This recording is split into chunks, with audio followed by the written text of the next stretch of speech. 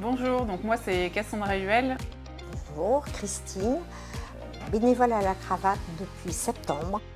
Je m'appelle Jean-Joseph, je suis bénévole à la cravate depuis un peu plus de 2 ans maintenant. Bonjour, je m'appelle Simon, je suis étudiant à Caen, à l'université, et j'ai 23 ans. J'ai décidé de créer la cravate solidaire en 2015 parce que j'avais envie de mettre en place une association pour lutter contre toutes les discriminations et notamment celles liées à l'apparence. Alors j'interviens en tant que coach en image, donc on choisit les vêtements, on conseille les gens. Alors moi j'interviens plutôt sur les ateliers RH, donc sur les simulations d'entretien. Je viens de finir l'atelier coup de pouce et c'était top. Rien que l'accueil, déjà ça permet de se mettre un peu plus à l'aise. Après je suis parti moi en coaching image, donc c'est dans un dressing, on m'a fait essayer plusieurs tenues. J'ai dit oui, non, celles que j'aimais, les tenues dans lesquelles je me sentais le plus à l'aise.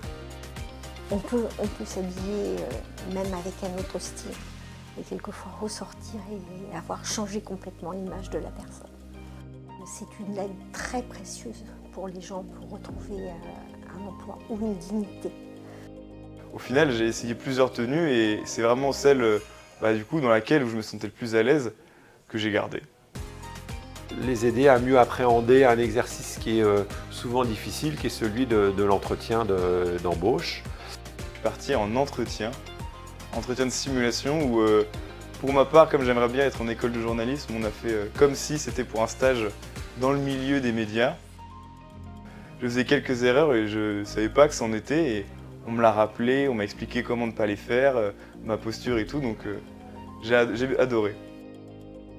Finaliser l'action par une photo qu'ils pourront utiliser pour mettre sur leur CV ou pour utiliser également sur les réseaux sociaux puisqu'on est présent sur un certain nombre de réseaux sociaux.